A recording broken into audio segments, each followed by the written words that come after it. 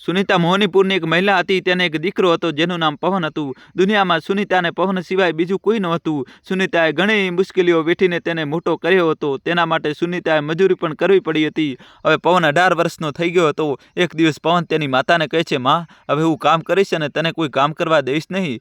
સુનિતાના પિયરમાં તેના ભાઈ રમેશની દીકરીના લગ્ન હતા. રમેશની પત્ની કહે છે, શું થયું છે? બધી તૈયારીઓ તો થઈ ગઈ છે. શું હજી પણ કોઈ સમસ્યા બાકી રહી છે? રમેશ કહે છે, જે મજૂરને આપણે વાસણ ધોવા માટે બોલાવી હતી તેને કોરોનાને કારણે ના પાડી દીધી છે.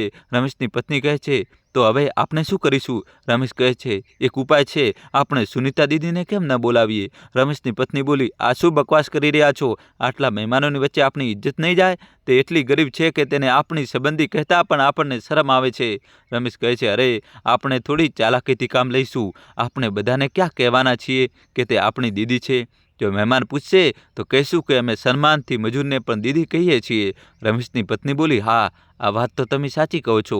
લગ્નમાં જ્યારે તેમણે સુનિતાને બોલાવી તો સુનિતા બહુ ખુશ થઈ ગઈ. પવન અને સુનિતા ત્યાં ગયા. સુનિતાએ દિલથી કામ કર્યું. તેને તેમની ચાલાકી વિશે ખબર નહોતી. લગ્ન પતી ગયા બાદ રજા લેતી વખતે રમેશે સુનિતા અને પવન માટે કપડાં આપ્યા, જેનાથી પવન ખૂબ જ ખુશ થઈ ગયો. ઘરે આવીને પવન ખાટલા પર સૂઈ ગયો. સવાર થઈ તો તે તેની માતાને કહે છે, માં, મારી તબિયત થોડી સારી નથી લાગતી. સુનિતા રમેશના ઘરેથી લાડુ અને મીઠાઈ લાવી હતી. તે લઈને પવન પાસે ગઈ અને બોલી, બેટા ઉઠ, આ લાડુ ખા. તે તો ગઈકાલથી કશું ખાધું પણ નથી. પવન બોલ્યો, માં, મને ખૂબ જ માથું દુખે છે, મને ઉધરસ પણ આવે છે અને મારો શ્વાસ રૂંધાય છે. મને એવું લાગે છે કે મારો દમ ઘૂંટાઈ રહ્યો છે. સુનિતા તેના દીકરાની આવી હાલત જોઈને રડવા લાગી અને ભગવાનને પ્રાર્થના કરવા લાગી, હે ભગવાન, મારા દીકરાને ઠીક કરી દે. તેના સિવાય આ દુનિયામાં મારું બીજું કોણ છે? જોને તેને કંઈ થઈ ગયું તો હું જીવતા જીવ મરી જઈશ. પવનની હાલત વધારે ખરાબ થતી જઈ રહી હતી. સુનિતા પવનને જગાડી રહી હતી, ઉઠ બેટા, ઉઠ, આંખો ખોલ, આ તને શું થઈ રહ્યું છે? તેને મનોમન કહ્યું, હે ભગવાન, હું કોની પાસે મદદ માંગુ? હમણાં જ હું મારા પિયર ગઈ હતી અને મેં ત્યાં દિલથી કામ કર્યું હતું, તો શું તેઓ મારી મદદ નહીં કરે? તેને મનોમન વિચાર્યું, હું રમેશભાઈને ફોન કરું છું. હા, હેલો ભાઈ, પવનની તબિયત બહુ ખરાબ થઈ ગઈ છે, અહીં આવી જાઓ અને તેને હોસ્પિટલમાં દાખલ કરાવી દો ભાઈ. રમેશે જવાબ આપ્યો, તારા ભાઈ અત્યારે ફ્રી નથી, લગ્નનું ઘર હતું, 20 કામ છે, અમે અત્યારે આવી શકીએ નહીં. સુનિતા પડોશમાં રહેતા બિરજુ પાસે ગઈ. પવનની તબિયત બહુ ખરાબ છે, તેને હોસ્પિટલમાં લઈ જઈને દાખલ કરાવી દો. તમારા રિક્ષાના પૈસા હું પાછા આપી દઈશ. ભલે મારે ઘર કેમ ન વેચવું પડે અને દવા માટે પણ થોડા રૂપિયા ઉધાર આપી દો ભાઈ. દોસ્તો, કહાની છેલ્લા સુધી જોજો. બિરજુ તરત જ તૈયાર થઈ ગયો અને તેને તેની ઈ રિક્ષા કાઢી. તેને પવનને ઉઠાવ્યો અને ઈ રિક્ષામાં સુવડાવ્યો. સુનિતાએ તેને પોતાના ખોળામાં ટેકો આપીને સંભાળ્યો હતો. બિરજુ ખૂબ જ ઝડપથી રિક્ષા લઈને હોસ્પિટલ પહોંચ્યો. સુનિતા દોડતી ડૉક્ટર પાસે ગઈ અને બોલી, ડૉક્ટર સાહેબ, મારા દીકરાને જલ્દી જુઓ, તેની તબિયત બહુ ખરાબ છે, તેના માટે તાત્કાલિક ઓક્સિજનની વ્યવસ્થા કરો. 25,000 રૂપિયા અત્યારે જ જમા કરાવવા પડશે. તેને બિરજુ સામે જોયું, બહેન, મારી પાસે 1,000 રૂપિયા જ હતા જે હું લાવ્યો હતો. હવે સુનિતા જોર જોરથી રડવા લાગી. તે બિરજુને કહે છે, દીકરા માટે આપી દે, હવે જલ્દી જા ભાઈ. બિરજુ દોડતો દોડતો સરપંચના ઘરે ગયો અને તેમને આખી વાત કહી. સરપંચે 25,000 રૂપિયા આપી દીધા. બિરજુ ફરીથી રિક્ષા લઈને પાછો હોસ્પિટલ આવ્યો અને પૈસા જમા કરાવીને સિલિન્ડર લઈ આવ્યો. એક ડૉક્ટર પવનને જોવા આવ્યા. દૂરથી જ તેને જોઈને કહ્યું, આ તો મરી ચૂક્યો છે, તમે વ્યવસ્થા કરવામાં મોડું કરી દીધું. સુનિતા રડવા લાગી. હવે તે સિલિન્ડરનું શું કરે? તેને જોયું કે તેની જેમ જ બીજી એક માતા પોતાના દીકરાને લઈને આવી હતી. તે રડી રહી હતી કે તેની પાસે સિલિન્ડર નથી અને તેનો દીકરો મરવાની કગાર પર હતો. સુનિતાએ સિલિન્ડર તેને આપી દીધો અને કહ્યું, આ લઈ લો, આ મારા કોઈ કામનો નથી રહ્યો. મારો દીકરો તો મને છોડીને જતો રહ્યો. તે છોકરીને ઓક્સિજન લગાવી દેવામાં આવ્યું અને તેની તબિયત સુધરવા લાગી. આ રીતે સુનિતા પોતાના દીકરાને તો ન બચાવી શકી, પણ તેને બીજાના દીકરાને બચાવી લીધો.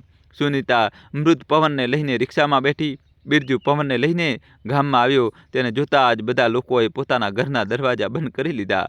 ગામના બધા લોકો કહેવા લાગ્યા, આને અહીંથી લઈ જાઓ, સ્મશાનમાં લઈ જાઓ, નહીંતર અહીં બધાને કોરોના થઈ જશે. દોસ્તો કહાની છેલ્લા સુધી જોજો ને ચેનલ સબસ્ક્રાઈબ કરી દો. હા લઈ જાઓ અને ભાઈ બિરજુ ચાલો રિક્ષાને શમશાન તરફ લઈ ચાલો. બિરજુ રિક્ષાને શમશાનમાં લઈ ગયો. હજી બપોર જ થઈ હતી ત્યાં ચારેય બાજુ પીપળા અને વડના વૃક્ષો હતા. પીપળાના વૃક્ષ નીચે પવનને લઈને બિરજુ પણ ગયો. સુનિતા કહે છે, હે ભગવાન મને પણ ઉઠાવી લે, હવે મારું પણ કોઈ નથી રહ્યું. આ મારા સાચા દિલની પુકાર છે, ઉઠાવી લે મને ભગવાન, ઉઠાવી લે. એમ કહેતા કહેતા સુનિતા બેહોશ થઈને ત્યાં જ પડી ગઈ. સાંજ થઈ ગઈ હતી. સુનિતાને હોશ આવ્યો. તે ચોકીને બેઠી થઈ. તેને જે જોયું તેનાથી તેની આંખો આશ્ચર્યથી પહોળી થઈ ગઈ. તે જોરથી ચીસ પાડી, હે ભગવાન મારા દીકરાના શ્વાસ ચાલી રહ્યા છે. તેણે જોયું કે નજીકમાં એક મહાત્મા ઊભા હતા અને સ્મિત કરી રહ્યા હતા. બેટી, હું કોરોનાથી બીમાર લોકો માટે આ દવાઓ આપું છું. તું બેહોશ પડી હતી ત્યારે મેં જોયું કે તારા દીકરાની નસ ચાલી રહી હતી. કદાચ ડૉક્ટરોએ તેને હાથ લગાવીને જોયું ન હતું. મહાત્મા હસતા હસતા બોલ્યા, આસપાસના બધા વૃક્ષોનો ભરપૂર ઓક્સિજન તેને મળ્યો છે. મેં તેને થોડા હોશમાં જોઈને આ દવા પણ પીવડાવી છે. તેની પર ચમત્કારિક અસર થઈ. થોડી જ વારમાં પવને આંખો ખોલી અને ઊભો થઈ ગયો. મહાત્મા પવનને તેના ઘરે લઈ આવ્યા. તેઓ તેને દરરોજ દવા અને કથા આપતા રહ્યા. પવન સંપૂર્ણપણે સાજો થઈ ગયો. તે પછી સરપંચ સુનિતા પાસે આવ્યા અને બોલ્યા, બહેન સુનિતા, કોરોનાના સમયમાં તમે માનવતાનું ઉત્તમ ઉદાહરણ પૂરું પાડ્યું છે. મેં તમારા મકાનને ગીરવે મૂકીને તમને 25,000 આપ્યા હતા અને તમે તે 25,000નો સિલિન્ડર આપીને મારા ભાણેજને નવજીવન આપ્યું. હું તમારો આભારી છું. આજના કોરોનાના સમયમાં આપણને તમારા અને મહાત્માજી જેવા લોકોની જરૂર છે. હું તમારા પૈસા માફ કરું છું અને તેની સાથે જ તમારા પુત્ર પવનને પણ મારે ત્યાં નોકરી આપું છું. આ રીતે સુનિતાએ પોતાની હિંમતથી કોરોના વાયરસને હરાવ્યો અને પોતાના પુત્રનો જીવ બચાવ્યો. તરાઈમાં ટનકપુરથી 20 કિલોમીટર દૂર એક ગામ રુદ્રપુર છે. તે મેદાની અને પહાડી વિસ્તારનો મિશ્રિત વિસ્તાર છે. ત્યાં સરોજ અને વિજયકુમાર નામના દંપતી રહેતા હતા. તેઓ ખૂબ જ ગરીબ હતા.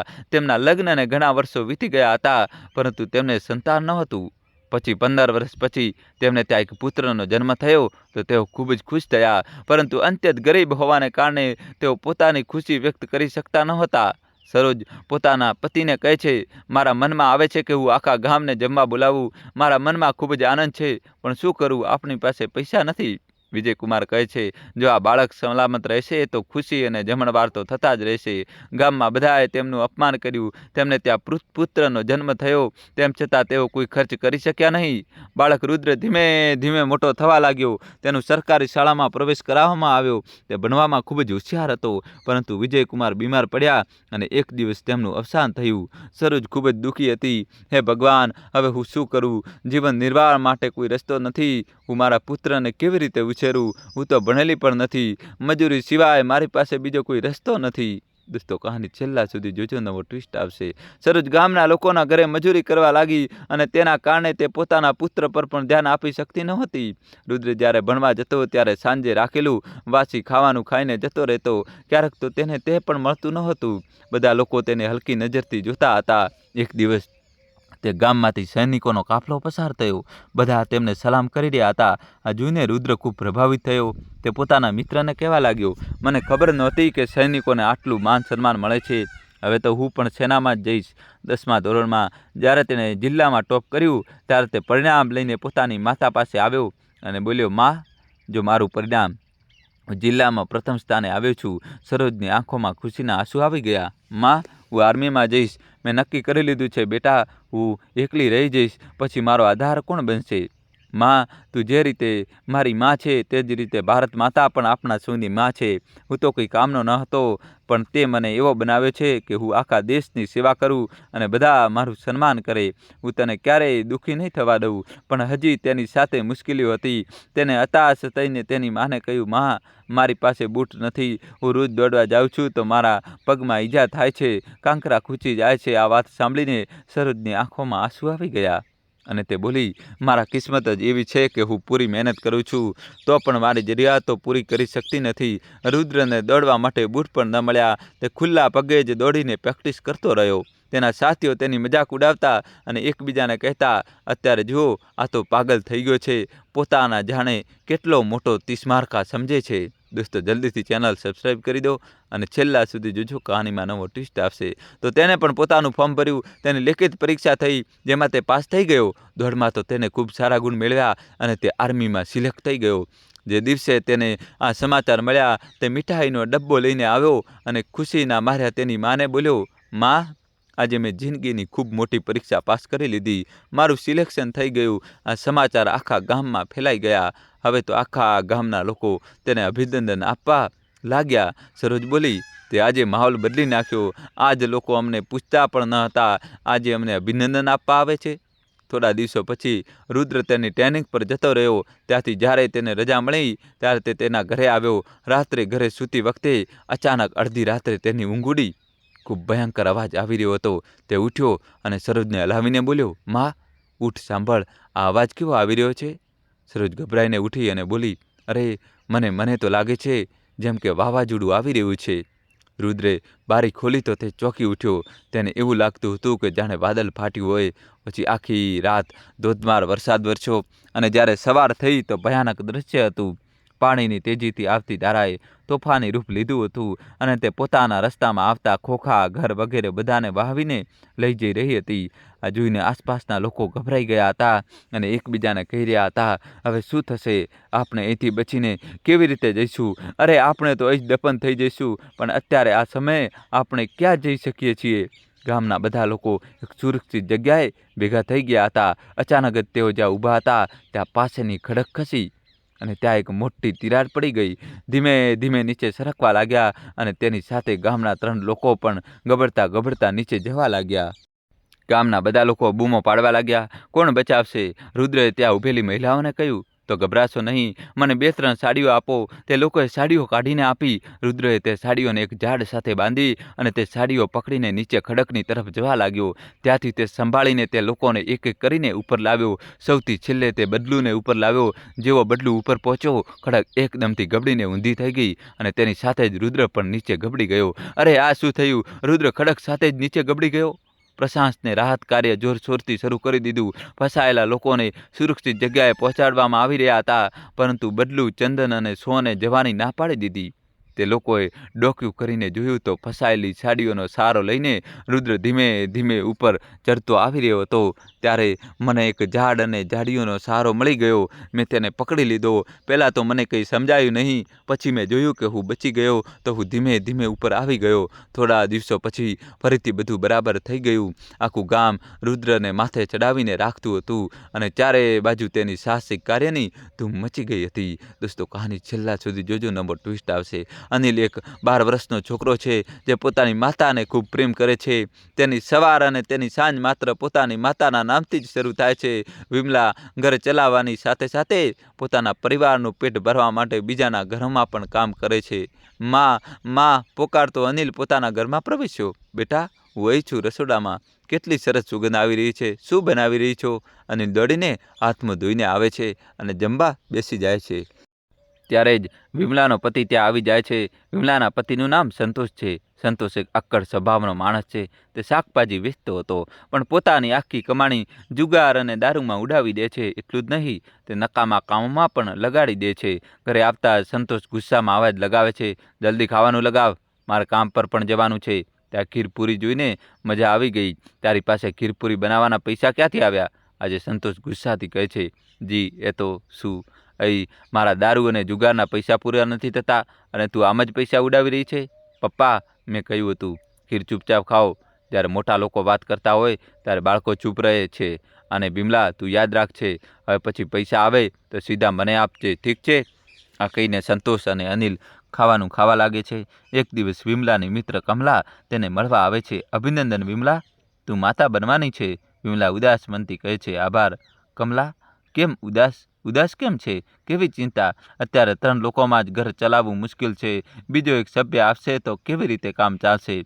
એ જ વિચારી રહ્યું છું. કમલા ત્યાંથી નીકળી જાય છે, પણ તેની વાત વિમલા પર ઘણી અસર કરે છે અને તે નક્કી કરે છે કે હવેથી તે તેના બાળકો માટે બમણી મહેનત કરશે. બીજા જ દિવસથી વિમલા કામ અને નવા ઘરની શોધમાં નીકળી પડે છે. જે સમયે વિમલાએ આરામ કરવો જોઈતો હતો અને પોતાની તબિયતનું ધ્યાન રાખવું જોઈતું હતું, તે સમયે પૈસા કમાવા માટે વિમલાએ બમણી મહેનત કરવાનું શરૂ કરી દીધું. દોસ્તો કહાની છેલ્લા સુધી જોજો, નવો ટ્વિસ્ટ આવશે, જેના કારણે તે દિવસે અને દિવસે નબળી પડતી ગઈ. ઘરે પણ તે તેના પતિ અને પુત્રનું પૂરેપૂરું ધ્યાન રાખતી હતી.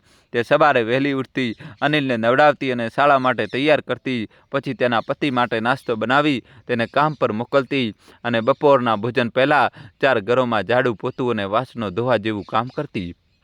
પછી ઘરે આવી બપોરનું ભોજન બનાવતી, તેના પુત્ર અને પતિને ખવડાવતી અને ફરી ઘરોમાં કામ કરવા જતી. આજે જ્યારે તે શર્માજીના ઘરે કામ કરી રહી હતી, કાલથી કામ પર ના આવતી. આજનો તારો હિસાબ પતાવી દે. કેમ માલકીન, હું જલ્દી કામ નથી કરી શકતી એટલે બીજા કોઈને કામ પર રાખી લીધા છે? માલકીન, તો મારું ઘર કેવી રીતે ચાલશે? હું વચન આપું છું કે હું જલ્દી અને સારી રીતે કામ કરીશ. અરે ના વિમલા, ગર્ભવતી સ્ત્રી પાસે મહેનત કરાવીને અમારે નરકમાં નથી જવું. માલકીન, ભગવાન એવું પણ કહે છે કે ગર્ભવતી સ્ત્રીની મદદ કરવી જોઈએ. તું અમને શીખવાડે છે? આ લે તારા પૈસા અને નીકળી જા અહીંથી. જલ્દી જ ગર્ભવતી હોવાના કારણે તેના બધા ઘરોમાંથી કામ પરથી કાઢી મૂકવામાં આવે છે. વિમલા પાસે બીજો કોઈ વિકલ્પ નથી હોતો, તેથી તે પૈસા કમાવા માટે મજૂરી કરવા લાગે છે. હવે વિમલા 7 મહિનાની ગર્ભવતી છે અને એક દિવસ અનિલ તેની માતાને ગળે લાગીને કહે છે, માં, તમે આટલી મહેનત ના કરો, હું મોટો થઈને બધું બરાબર કરી દઈશ. તમારે હવે આરામ કરવો જોઈએ. ચૂપ રહે અને જા ભણવા બેસ. આજે હું તારા માટે તારી પસંદની ખીરપૂરી બનાવીશ. આ સાંભળીને અનિલ ખુશ થઈ જાય છે અને ભણવા જતો રહે છે. વિમલા પલંગ નીચેથી એક પેટી કાઢીને ખોલે છે અને તે પૈસા જે તેણે તેના પતિથી છુપાવીને બચાવ્યા હતા તે બહાર કાઢે છે. ત્યારે જ પાછળથી એક અવાજ આવે છે. વિમલા ચોંકી જાય છે અને ગભરાઈને કહે છે, પણ વિમલા તેને રોકી શકતી નથી અને સંતોષ પૈસા લઈને ચાલ્યો જાય છે. વિમલા તેની પાછળ દોડે છે અને તેનો પગ લપસી જાય છે. પડવાનો અવાજ સાંભળીને સંતોષ પાછળ ફરીને જુએ છે અને વિમલાને નીચે પડેલી જોઈને તરત જ તેને ઉઠાવીને હોસ્પિટલ લઈ જાય છે. હોસ્પિટલમાં વિમલાની હાલત જોઈને ડૉક્ટર તેને આઈસીયુમાં દાખલ કરે છે. વિમલાની હાલત ખૂબ જ ગંભીર હોય છે. બહાર સંતોષ અને અનિલ ખૂબ જ ચિંતિત હોય છે. અનિલ કહે છે, હું મારી મમ્મી વગર નહીં રહી શકું. મારી મમ્મી જ તો મારું ધ્યાન રાખે છે અને મારી બધી જ જરૂરિયાતો પૂરી કરે છે. આ સાંભળીને સંતોષને પોતાની ભૂલનો અહેસાસ થાય છે અને તે વિચારે છે, દારૂના ચક્કરમાં મેં ક્યારેય મારી પત્ની અને બાળકો પર ધ્યાન નથી આપ્યું અને જો આજે વિમલા આ હાલતમાં છે તો તે પણ મારી જ ભૂલ છે. હે ભગવાન, વિમલાને સાજી કરી દે, નહીં તો હું મારી જાતને ક્યારેય માફ નહીં કરી શકું. ત્યારે ડૉક્ટર બહાર આવે છે. પડવાને કારણે તમારી પત્નીને ઊંડી ઈજા થઈ છે, જેના કારણે અમે તેમને બચાવી શક્યા નહીં. આ સાંભળીને સંતોષના પગ નીચેની જમીન સરકી જાય છે. તે રડતા રડતા અંદર જાય છે. ત્યાં તેની પત્ની ચૂપચાપ બેડ પર સૂતી હોય છે. સંતોષ તેની પાસે જઈને રડતા રડતા કહે છે, અને તારા જવાનું કારણ પણ હું જ છું. તો એકવાર પાછી આવી જા. હું વચન આપું છું કે આજ પછી ક્યારેય દારૂને હાથ પણ નહીં લગાડું. હું મારા બાળકો અને તારું બંનેનું પૂરું ધ્યાન રાખીશ. તને કોઈ તકલીફ નહીં પડવા દઉં. બસ એકવાર પાછી આવી જા. બસ એકવાર. વિમલાના અવાજથી સંતોષ ચોંકી જાય છે. એકવાર શું? તમે ક્યારેય દારૂ નહીં પીઓ એનું વચન આપો છો? ત્યારે પાછળથી ડૉક્ટર કહે છે, તમને સમજાવવા માટે અમે આવું કર્યું. દારૂ વ્યક્તિને તેની જવાબદારીઓ અને તેના પ્રિયજનોથી દૂર કરી દે છે. તમારા વચન મુજબ હવેથી દારૂને ક્યારેય હાથ પણ ન લગાડતા. તે દિવસ પછી સંતોષ દારૂ છોડી દે છે અને પોતાના પરિવારનું પૂરું ધ્યાન રાખે છે. આ વાર્તા દોસ્તો મણિપુર ગામની છે, જ્યાં દામિની નામની એક વૃદ્ધ મહિલા પોતાના પુત્ર સરગમ સાથે રહે છે. સરગમની પત્ની રેણુ એક ખૂબ જ શ્રીમંત પરિવારમાંથી છે. રેણુના પિતા હંસરાજ આ ગામના મુખી છે. દામિની બોલી, દીકરી રેણુ, આજે ખાવામાં શું બનાવી રહી છે? રેણુ રસોડામાં શાક બનાવી રહી હતી. તે જ સમયે સરગમ ઘરે આવે છે. દામિની બોલી, અરે બેટા સરગમ, શું વાત છે? આજે ઓફિસથી ખૂબ વહેલા આવી ગયો? સરગમ બોલ્યો, મમ્મી, મને એક ખૂબ મોટી ફેક્ટરીમાં મેનેજરની નોકરી મળી રહી છે. મારે 2 લાખ જોઈએ છે. એ તો બહુ ખુશીની વાત છે બેટા, પણ તકલીફ એ છે કે હું આટલા બધા પૈસા ક્યાંથી લાવું? અમે ગરીબ માણસો, અમારી પાસે આટલા પૈસા ક્યાંથી આવશે? તારા પિતા પાસે આ ઘર સિવાય બીજું કંઈ નહોતું. તેમના ગયા પછી આજ તેમની છેલ્લી સંપત્તિ છે જે તેમને મારા નામે કરી હતી. હું કહું છું, આ ઘર ગીરવે મૂકીને તું 2 લાખ લઈ લે. જ્યારે પૈસા આવી જાય ત્યારે ઘર છોડાવી લેજે. ના, હું આને કેવી રીતે વેચી શકું? અરે બેટા, પૈસા આવશે તો પાછા લઈ લઈશું. દામિનીના ઘણા સમજાવવા પર સરગમ ઘર ગીરવે રાખવા તૈયાર થઈ જાય છે. પૈસા મળતા જ સરગમને મેનેજરની નોકરી મળી જાય છે. સરગમનો દીકરો અરુણ 10 વર્ષનો થઈ ગયો. પૈસા આપીને ઘરના કાગળિયા પાછા લઈ આવો. બીજા દિવસે સવારે હું મારા પિતાના ઘરે જઈ રહી છું અને સાંજ સુધીમાં પાછી આવી જઈશ. રેણુ પોતાના પિતાના ઘરે આવે છે. હું ઠીક છું બેટા, તારા સાસરે કોઈ તકલીફ તો નથી ને?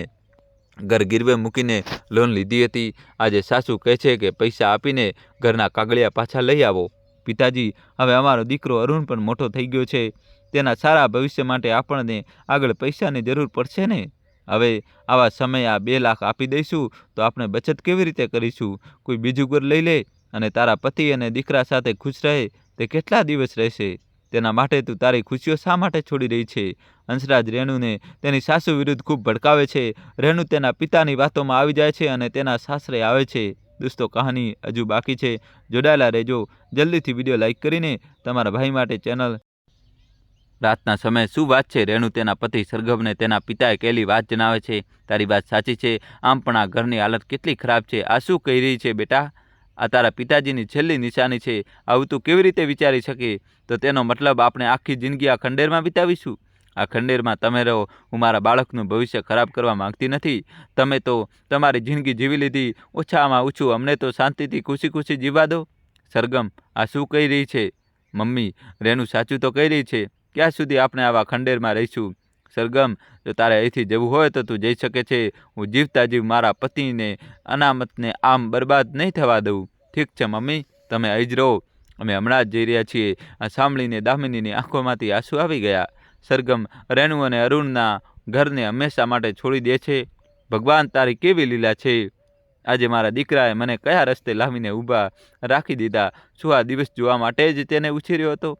એ સરગમ પોતાના નવા ઘરમાં પત્ની અને દીકરા સાથે સુખી જીવન જીવી રહ્યો હતો અને બીજી તરફ દામિની પોતાના વૃદ્ધ શરીર સાથે એકલી જીવનમાં છેલ્લા શ્વાસની રાહ જોઈ રહી હતી. હે ભગવાન, હવે હું શું કરું? મારા દીકરાએ આજે મને આટલો મોટો દગો આપ્યો. હું કેવી રીતે જીવીશ? ઘરમાં ખાવા માટે કંઈ નહોતું અને પૈસા પણ નહોતા. ઘણા દિવસ ભૂખ્યા રહ્યા પછી આખરે દામિનીનું મૃત્યુ થઈ જાય છે. દોસ્તો, કહાની છેલ્લા સુધી જોજો અને ચેનલ સબસ્ક્રાઈબ કરી દો. સરગમને પોતાની માતાના મૃત્યુની જાણ થાય છે, પરંતુ દીકરો પોતાની પત્નીના કહેવા પર પોતાની માતાના અંતિમ દર્શન માટે પણ આવતો નથી.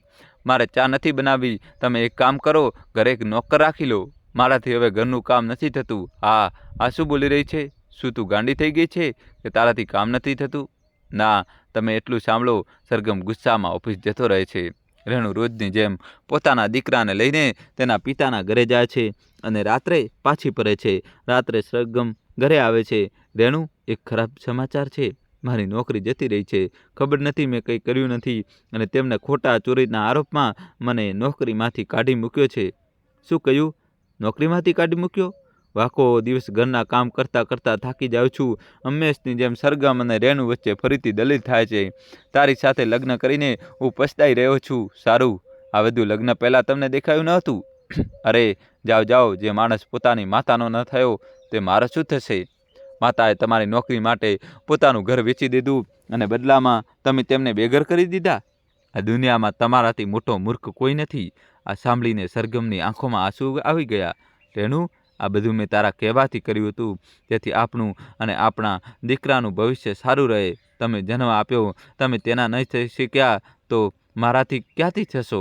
બંને વચ્ચે એટલી દલીલ થાય છે કે રેણુ પોતાના દીકરાને લઈને તેના પિતાના ઘરે જતી રહે છે. સરગમ હંસરાજ પાસે આવે છે અને બધી વાત હંસરાજને કહે છે. જો દીકરીએ જે કહ્યું તે બિલકુલ સાચું છે.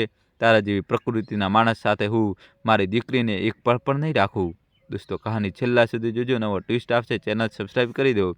હંસરાજ સરગમને ત્યાંથી કાઢી મૂકે છે.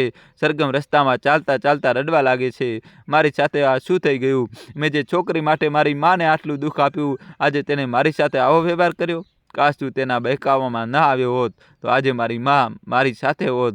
મેં મારી મા સાથે બહુ ખોટું કર્યું. હું મારી માને મૃત્યુ માટે જવાબદાર છું. ગઈકાલ સુધી મારી પાસે પૈસા હતા, નોકરી હતી તો રેણુ મારી સાથે હતી. આજે મારી પાસે આ બધું નથી તો રેણુએ મારો સાથ છોડી દીધો.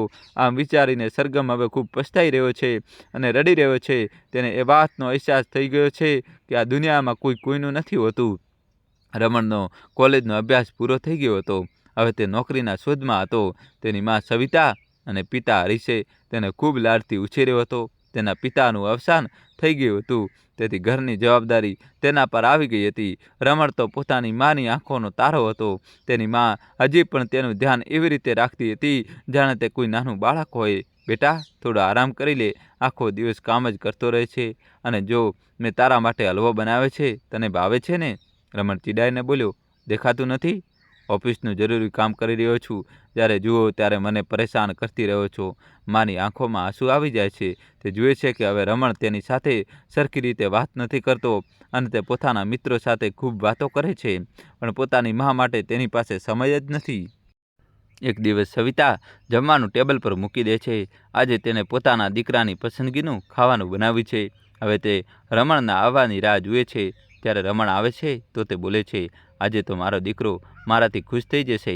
રમણ ઘરે આવે છે અને માને કહે છે, મા, મને ભૂખ નથી, મેં બહાર ખાઈ લીધું. સવિતાને ખૂબ દુઃખ થાય છે. તેને ખૂબ પ્રેમથી તેની પસંદગીનું ભોજન બનાવ્યું હતું. વિચાર્યું હતું કે આ બહાને તે રમણ સાથે થોડી વાત તો કરી શકશે, પણ ક્યાં, રમણને તો જાણે પોતાની માની કદર જ નહોતી. રવિવારનો દિવસ હતો. રમણ તો બસ પોતાના ફોન અને લેપટોપમાં જ વ્યસ્ત રહેતો હતો. તેની મા આવીને તેને બોલે છે, બેટા, તને ખબર છે કે માનું કરજ કોઈ નથી ઉતારી શકતું. હવે આ વાત પર બંને વચ્ચે દલીલ થઈ ગઈ. સોના, ચાંદી કે રૂપિયા, જે માંગીશ તે હું આપી દઈશ. રમણ વિચારે છે કે એક જ દિવસની તો વાત છે અને તે બીજા દિવસે ઘરે જ રહે છે. તે સવારે ઉઠે છે તો જુએ છે કે ઘર વેરવિખેર પડ્યું છે અને સવારનો નાસ્તો પણ નથી બન્યો. તે ગુસ્સામાં પોતાની માના રૂમમાં જાય છે અને બોલે છે, સવારના 8 વાગી ગયા છે અને તમે હજી સુધી ઉઠ્યા નથી? બેટા, આજે મારી તબિયત સારી નથી. આજે તારે જ બધું કરવું પડશે. હવે રમણ શું બોલે? તેને ગઈકાલની વાત યાદ હતી તો તે વધુ કામ કરીને તેઓ બેસે છે તો અવાજ આવે છે, બેટા, મારા વાલા દીકરા, મને ખૂબ ભૂખ લાગી છે, કંઈ ખાવાનું આપને. રમણ જેમ તેમ કરીને પહેલીવાર ખાવાનું બનાવે છે અને બોલે છે, યાર. હવે તે પોતાની માતા માટે ખાવાનું લઈ જાય છે. તેની માતા થોડું ખાય છે અને બાકીનું ખાવાનું એમ જ ફેંકી દે છે. દોસ્તો, કહાની છેલ્લા સુધી જોજો અને વિડીયો લાઈક કરીને ચેનલ સબસ્ક્રાઈબ કરી દો. કહાનીમાં નવો ટ્વિસ્ટ આવશે. હવે રમણને બધું ફરીથી સાફ કરવું પડે છે. જેમ તેમ કરીને આખો દિવસ પસાર થઈ જાય છે. રમણ પણ ઘરના કામથી ખૂબ થાકી જાય છે. ઠીક છે માં. રમણ થાકેલો હતો. પથારીમાં પડતાની સાથે જ ઊંઘી જાય છે. એટલામાં તેની માતા કહે છે, બેટા, એક ગ્લાસ પાણી આપને. તેની માતા થોડું પાણી પીવે છે. રમણની ઊંઘ તૂટી જવાને કારણે તેને ઘણીવાર સુધી ઊંઘ આવતી નથી. પછી 2 કલાક પછી તે ઊંઘી જાય છે. હજી તેને ઊંઘ આવી હતી કે તેની માતા ફરીથી કહી ઉઠે છે, બેટા, મને પાણી આપ. રમણની ઊંઘ ફરીથી તૂટી જાય છે અને માતાને આપે છે. સવિતા થોડું પાણી પીવે છે અને બાકીનું પાણી પોતાના દીકરાની પથારીમાં ઢોળી દે છે. અરે, ભૂલ થઈ ગઈ બેટા, હું વૃદ્ધ થઈ ગઈ છું ને, ચાલ હવે તું ઊંઘી જા. રમણને હવે ભીની પથારીમાં સૂવું પડે છે. થોડીવાર પછી તેને ઊંઘ આવી જાય છે. ફરીથી તેની માતા કહે છે, બેટા, એક ગ્લાસ પાણી આપને. રમણ ફરીથી એક ગ્લાસ પાણી તેને આપે છે. સવિતા થોડું પાણી પીવે છે અને બાકીનું પાણી પોતાના દીકરાની પથારી પર ઢોળી દે છે. હવે તો જાણે રમણનો સંયમ તૂટી ગયો. તે ખૂબ ગુસ્સે થઈ જાય છે અને પોતાની માતાને ખૂબ ખરાબ ભલું સંભળાવે છે. માં, તું પાગલ થઈ ગઈ છે કે શું? તે મારી જગ્યા પર પહેલાં પણ પાણી ઢોળી દીધું અને ફરીથી ભીનું કરી દીધું. અરે, વારંવાર મારી પથારી કેમ ભીની કરી રહી છે? દીકરાની વાતો સાંભળ્યા પછી માતા બોલી, અરે, ભૂલથી પડી ગયું, કંઈ વાંધો નહીં, એક રાતની તો વાત છે, તું ઊંઘી જા, ઊંઘી જા, હમણાં થોડીવારમાં સુકાઈ જશે. જેમ તેમ દીકરો ફરી ભીની પથારી પર સૂઈ ગયો, પરંતુ પથારી ભીની હોવાને કારણે તેને ઘણીવાર સુધી ઊંઘ ના આવી. પણ 1 કલાક પછી ફરી તેની આંખો ઊંઘથી ભારે થવા લાગી અને ત્યારે માતાએ તેને ફરીથી ઉઠાડી દીધો અને કહ્યું, બેટા, પાણી. માતાએ હજી આટલું કહ્યું અને તે બોલ્યો, હું જઈ રહ્યો છું બીજા રૂમમાં સૂવા. આટલું સાંભળતા જ માતાએ દીકરાને કહ્યું, બેટા, તું તો મારું કરજ ઉતારવા ચાલ્યો હતો. તું એક જ દિવસ મારી સાથે સૂઈને અને મેં ફક્ત 2 વાર જ તારી પથારી ભીની કરી તો તું ભાગી રહ્યો છે. અહીં તમે છેલ્લા 4 વર્ષથી મારું પથારી ભીનું કર્યું છે. મેં તો તમારું પથારી માત્ર સ્વચ્છ પાણીથી જ ભીનું કર્યું હતું, પણ જ્યારે તમે નાના હતા ત્યારે તો તમે રોજ મારું પથારી તમારા પેશાબ અને મળથી ભીનું કરી દેતા હતા. હું પોતે ભીનામાં સૂતી અને તમને સૂકી પથારી પર સુડાવતી હતી. હું આખી રાત તમારી ગંદકીમાં સૂતી હતી. તેમ છતાં પણ મારો પ્રેમ તમારા માટે ક્યારેય ઓછો થયો ન હતો. મેં તો તમારી પાસે માત્ર 2 વાર પાણી માંગ્યું અને તમને આટલો ગુસ્સો આવ્યો.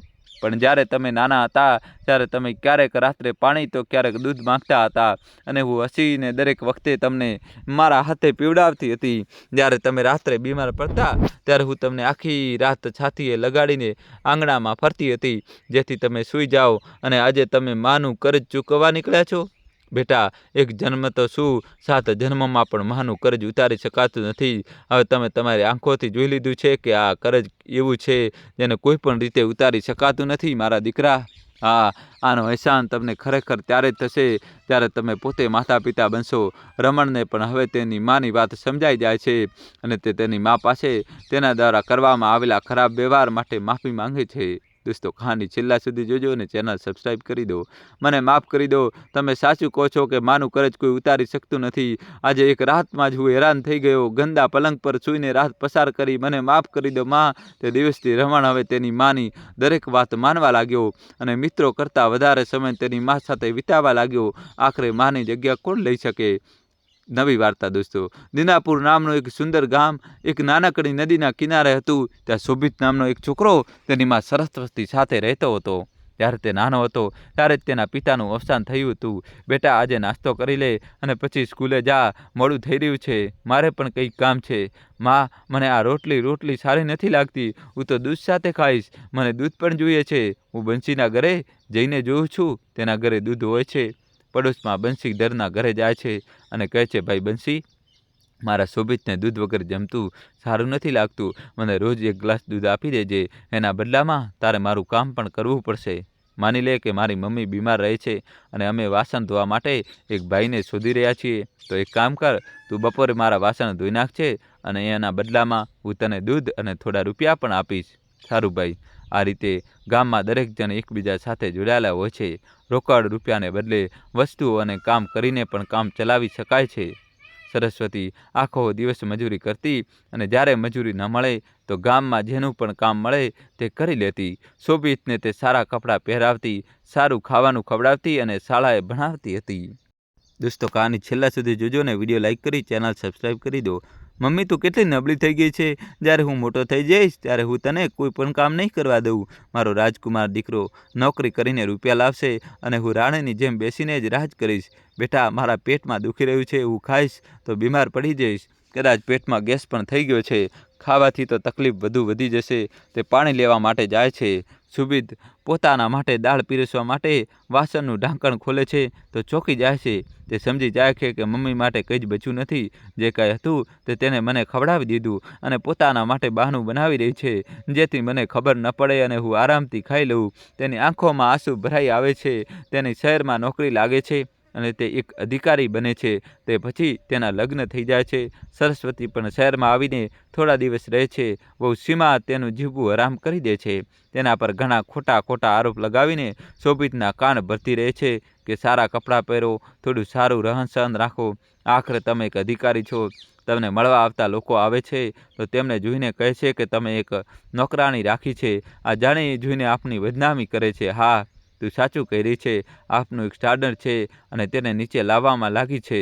હું તને ખર્ચ મોકલતો રહીશ. બેટા, જો મારા રહેવાથી તારી બદનામી થાય છે તો હું ગામમાં રહીશ. હું તારો ખર્ચ લઈને શું કરીશ? જ્યાં સુધી મારા હાથ પગ ચાલે છે હું કમાઈ લઈશ. સરસ્વતી જતી રહે છે. અચાનક શોભિત બીમાર પડે છે. તે ચેકઅપ કરાવે છે ત્યારે તેના પગ નીચેની જમીન ખસી જાય છે. સીમા કહે છે કે મારા બંને કિડની ખરાબ છે. હવે મારી જિંદગીનો સમય આવી ગયો છે. ડૉક્ટરે કહ્યું કે જો તરત કિડની બદલવામાં નહીં આવે તો મારું મૃત્યુ પણ થઈ શકે છે. તે ખૂબ પ્રયાસ કરે છે. સગા સંબંધીઓ, મિત્રો, પરિચિતો બધાને કહે છે પરંતુ તેને ગુર્દો મતલબ કિડની ક્યાંય મળતી નથી. જેના કારણે તેનું ઓપરેશન થાય છે. 15 દિવસ હોસ્પિટલમાં રહ્યા બાદ શોભિત સાજો થઈને ઘરે આવે છે. તેની પત્ની સીમા તેને કહે છે, જોઈ લીધા તે તારી માનો પ્રેમ. દુનિયાભરના લોકો તને મળવા આવ્યા પણ તારી મા તને જોવા પણ ના આવી. આ વાત સાંભળીને શોભિત તેની માને ખૂબ ધિક્કારવા લાગે છે. તે તેને ગામમાં ક્યાંક જોવા જતો નથી. એક દિવસ તેના પાડોશી બંસુધીરનો ફોન આવે છે. હેલો શોભિત, તારા ઘરમાંથી દુર્ગંધ આવી રહી છે. મકાન બંધ છે. અહીં આવીને જો. શોભિત તરત જ ગામ જવા નીકળી પડે છે. દોસ્તો, કહાનીમાં નવો ટ્વિસ્ટ આવશે. છેલ્લા સુધી જોજો ને ચેનલ સબસ્ક્રાઈબ કરી દો. શોભિત પોતાની માની અંતિમ સંસ્કાર કરવા નહોતો માગતો કારણ કે તેના ગામના કેટલાક લોકોએ કહ્યું હતું કે તું આમ તેમ રખડે છે. તારો જુવાન દીકરો તને મદદ નથી કરતો. જરૂર તારામાં જ કોઈ ખામી હશે. સામાજિક દબાણમાં શોભિતને તેની માના અંતિમ સંસ્કાર તો કરવા જ પડે છે પણ તેની ઈચ્છા નહોતી. અંતિમ સંસ્કાર કરીને શોભિત ઘરે આવે છે ત્યારે પડોશના બધા લોકો ભેગા થાય છે અને શોભિતને ધિક્કારવા લાગે છે. અમે તને આવો નહોતા સમજતા. તારા માટે કાકીએ આખી જિંદગી મજૂરી કરી અને પોતાના શરીર અને ખાવા પીવાનું ક્યારેય ધ્યાન ન રાખ્યું. તું બધું ભૂલી ગયો? કોણ આવું કરે? તારી પત્નીએ તેમને શહેરમાં ઝઘડીને ભગાડી દીધા અને કોઈ બીજી માં હોત તો તને જોવા પણ ન જાત, પણ તેમણે તો તને પોતાની કિડની પણ આપી દીધી. આ વાત સાંભળીને શોભિતને જાણે કરંટ લાગ્યો. અંતિમ સંસ્કાર કરતી વખતે એને કરંટ લાગ્યો. મને કહેતા દુઃખ થાય છે કે હું અત્યારે શોભિતને મળવા પણ ન જઈ શકી, કારણ કે મને સખત દુખાવો થઈ રહ્યો છે. મને ખબર છે કે મારી હાલત જોઈને શોભિત કિડની ન લેત, એટલે મેં ડૉક્ટરને કીધું હતું કે શોભિતને કહેતા નહીં કે કિડની મેં આપ્યો છે. હું ઈચ્છું છું કે મારો દીકરો સાજો રહે. મારું શું છે, હું તો મરવા જ બેઠું છું. ઘણો પસ્તાવો કરી રહ્યો હતો. શોભિત ખૂબ જ પસ્તાવો કરી રહ્યો હતો. તે ખૂબ જોરથી રડી રહ્યો હતો. મેં તારી સાથે બહુ ખોટું કર્યું. તારા આ નાલાયક દીકરાને માફ કરી દે. માં, મને માફ કરી દે. મેં તો તને એક ટંકનું ખાવાનું પણ નહોતું આપ્યું, છતાંય તે મારા માટે આખી જિંદગી કુરબાન કરી દીધી. મેં તારી સાથે દુશ્મનો જેવું વર્તન કર્યું. માં, મને માફ કરી દે. તે માથું પટકીને રડી રહ્યો હતો, પરંતુ હવે પસ્તાવો કરવા સિવાય શું થઈ શકે. દોસ્તો, હવે નવી વાર્તા શરૂ થાય છે. દિલ્હીની પોસ્ટ કોલોનીની ઝળહળતી દુનિયામાં, જ્યાં ગગનચુંબી અને બહુમાળી ઇમારતો છાતી તાણીને આકાશ સાથે વાતો કરે છે, ત્યાં જ સમાતર ઝૂંપડપટ્ટીઓની દુનિયામાં એક ઝૂંપડી ગીતાની હતી. આ વરસાદની રાત હતી. ગીતા ચોંકીને ઊભી થઈને બેઠી. જોયું તો મુશળધાર વરસાદ વરસી રહ્યો હતો. ગીતાના કપાળ પર ચિંતાની રેખાઓ ઉપસી આવી. તેને છત તરફ જોયું. તે ચિંતામાં હતી. હે ભગવાન, અહીં તો પાણી ટપકી રહ્યું છે. બાળકો રાની અને રમણ પલળી રહ્યા છે. તેમણે ત્યાંથી ખસેડીને એક બાજુ મૂક્યા અને ટપકતા પાણીની નીચે એક વાસણ મૂકી દીધું. સૂઈ રહેલા બાળકોએ કોઈ હલચલ ન કરી. તેઓ ખૂબ જ ઊંડી ઊંઘમાં હતા. ગીતાએ તેના પતિ મોહનલાલને ઢંઢોળીને જગાડ્યા અને બોલી, અજી, સાંભળો છો? પાણી ટપકી રહ્યું છે. ખાટલો પલળી રહ્યો છે. પરંતુ તેને કોઈ જવાબ ના આપ્યો. આનાથી ગીતા ગભરાઈ ગઈ. દોસ્તો, કહાની છેલ્લા સુધી જોજો અને વિડીયો લાઈક કરીને ચેનલ સબસ્ક્રાઈબ કરી દો તમારા ભાઈ માટે. તેને મોહનલાલના કપાળ પર હાથ મૂકીને જોયું. અરે હે ભગવાન, તમને તો સખત તાવ છે. સવારે ઉઠીને ગીતાએ જોયું તો ચારે તરફ પાણી જ પાણી હતું. પોતાની રેકડીમાંથી કીચડ હટાવ્યો. પાણી ધીમે ધીમે નીકળી રહ્યું હતું, પરંતુ તેની ગંદકી અને માટી કાદવના રૂપમાં છોડી ગયું હતું. ગીતા બહાર સફાઈ કરવા લાગી. તે પછી પોતાની ઝૂંપડી સાફ કરીને તેને બાળકોને ઉઠાડ્યા અને ચા બનાવી. પછી તે પડોશમાં બોલોની દુકાનથી નમકીન અને તાવની ટેબ્લેટ લઈ આવી અને મોહનલાલને ખવડાવી. આજનું તો કામ ચાલી જશે, પરંતુ જો આજે પૈસા નહીં આવે તો કાલનું શું થશે? ગીતાના સસરા 2 વીઘા ખેતર, એક કાચું મકાન અને દેવું વારસામાં આપીને અવસાન પામ્યા હતા. મોહનલાલ ક્યારેય તે દેવું ઉતારી ન શક્યા અને 2 વીઘા જમીન વેચીને દેવા મુક્ત થયો. ડૉક્ટરના કહેવાથી એક દિવસ તેની તપાસ કરાવવામાં આવી તો ખબર પડી કે કુપોષિત ભોજન મળવાથી અને ભૂખ્યા પેટે સતત કાચી દારૂ પીવાને કારણે તેની કિડની ખરાબ થઈ ગઈ હતી. આ સાંભળીને તો ગીતાની હાલત જ ખરાબ થઈ ગઈ. હે ભગવાન, હવે મારે જ કંઈક કરવું પડશે. આમ કામ નહીં ચાલે, નહીં તો મારા બાળકો ભૂખે મરી જશે. એમ કહીને ગીતા બજારમાંથી શાકભાજી લેવા નીકળી. ગીતાએ પોતાના દીકરા રમણને કહ્યું, રમણ, તું મારી મદદ માટે મારી સાથે ચાલ, અને રાણી, તું ઘરે રહેજે અને તારા પિતાની મદદ કરજે. પછી તે રેકડી લઈને નીકળી પડી. મોહનલાલની તબિયત દિવસે ને દિવસે ખરાબ થતી ગઈ. આ દુનિયા છોડીને તે પરલોક સીધાવી ગયા. હવે ગીતા એકલી જ શાકભાજી વેચવા જતી હતી. થોડા દિવસ પછી તેને લાગ્યું કે રમણનો સ્વભાવ બદલાઈ રહ્યો છે. રમણ આટલો ચીડિયો કેમ થતો જાય છે? તે વિચિત્ર હરકતો કરે છે. ચાલો, હું આખરે શું વાત છે તે શોધી કાઢું છું. દોસ્તો, કહાનીમાં નવો ટ્વિસ્ટ આવશે. છેલ્લા સુધી જોજો અને વિડીયો લાઈક કરી ચેનલ સબસ્ક્રાઈબ કરી દો. હું તેના સામાન અને કપડાની તપાસ કરીને જોઉં છું. તેને તપાસ કરી અને તે આશ્ચર્યચકિત થઈ ગઈ.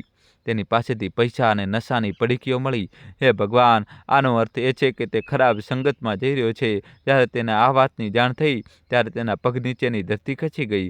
તેને ખબર પડી કે રમણ મોટાભાગનો સમય વિક્રાંત સાથે વિતાવે છે. તે સ્કૂલ જતો જ નથી. વિક્રાંત ચોરી છુપીથી દેશી દારૂ વેચતો હતો અને ડ્રગ્સ સપ્લાય કરવાનું કામ કરતો હતો. તેનાથી બધા ડરતા હતા. આનો અર્થ એ છે કે હું બજારમાં શાકભાજીનો ઠેલો લગાવતી રહી અને મારી ગેરહાજરીનો ફાયદો વિક્રાંતે ઉઠાવ્યો અને રમણને લાલચ આપીને પોતાના ડ્રગ્સ સપ્લાયના કામમાં લગાવી દીધો. ગીતાએ રડતા રડતા કહ્યું, હે ભગવાન, આ કેવા દિવસો બતાવી રહ્યા છે? પણ નહીં, હું આવું થવા દઈશ નહીં. હું આના માટે લડીશ. જ્યારે હું દિવસ રાત મહેનત કરીને કમાઈ શકું છું તો હું મારા બાળકોને પણ બચાવી શકું છું. હું મારા બાળકોને જ નહીં પણ વસ્તીના બધા બાળકોને બચાવીશ. ગીતાએ કમર કસી લીધી કે તે આ બુરાઈને જડમૂળથી ઉખાડી ફેંકશે. તેને બધાને એકઠા કર્યા અને તેમને સમજાવ્યું કે જ્યાં સુધી દારૂ વેચાતો રહેશે, વિક્રાંત જ્યાં સુધી બાળકો દ્વારા ડ્રગ્સ સપ્લાય કરતો રહેશે, ત્યાં સુધી આ બધું બંધ નહીં થાય. બાળકો બગડી રહ્યા છે. માતા પોતાના બાળકો માટે બધું જ કરે છે. આપણે આનો વિરોધ કરવો જોઈએ. સાચું કહ્યું બહેન, અમે બધા તમારી સાથે છીએ. ત્યારે વિક્રમને આ વાતની ખબર પડી ત્યારે તે ગુસ્સે થઈને ધમકી આપવા લાગ્યો. પણ ગીતા ડરી નહીં. તેને મહિલાઓ સાથે મળીને દેશી દારૂ બનાવવો, ડ્રગ સપ્લાય કરવો અને નાના નાના બાળકોને લલચાવીને આ કામમાં લગાડવાની ફરિયાદો નોંધાવી. પોલીસ સ્ટેશનથી કાર્યવાહી કરવામાં આવી અને દેશી દારૂ બનાવવાના મશીનો સાથે વિક્રાંતને પકડી લેવામાં આવ્યો. તેની પાસેથી ડ્રગ્સ પણ મળી આવ્યા. હવે વસ્તીના લોકોએ ગીતાને સન્માનિત કરી. તેના મોટા પ્રયાસના સમાચાર અખબારમાં પણ છપાયા. દોસ્તો, જલ્દીથી તમારા ભાઈ માટે વિડીયો લાઇક કરીને ચેનલ સબસ્ક્રાઈબ કરી દો. હજી જોડાયેલા રહેજો. હજી દોસ્તો કહાનીનો એક ભાગ બાકી છે.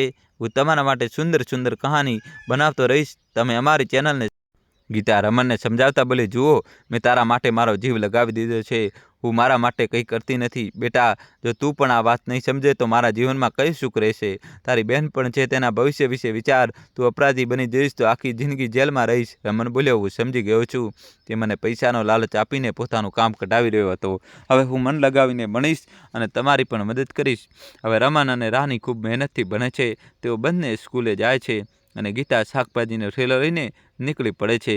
રમણ દર વર્ષે સારા માર્ક્સ સાથે પરીક્ષા પાસ કરીને સ્કોલરશિપ મેળવતો ગયો અને તેને ઇન્સ્પેક્ટરની ભરતી પરીક્ષા પાસ કરીને પોલીસ ઇન્સ્પેક્ટર બની ગયો.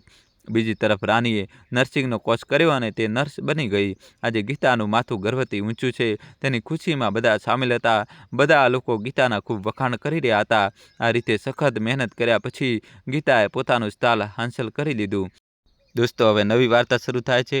મનોહર દિલ્હીમાં એક ફેક્ટરીમાં કામ કરતો હતો. તેની પત્ની શારદા અને બે દીકરા ગૌરવ અને સૌરભ હતા. બંને દીકરા હજુ નાના હતા. તેમને સારું ભવિષ્ય આપવા માટે વધુ પૈસાની જરૂર હતી. તેથી મનોહર ઓવરટાઈમ પણ કરતો હતો.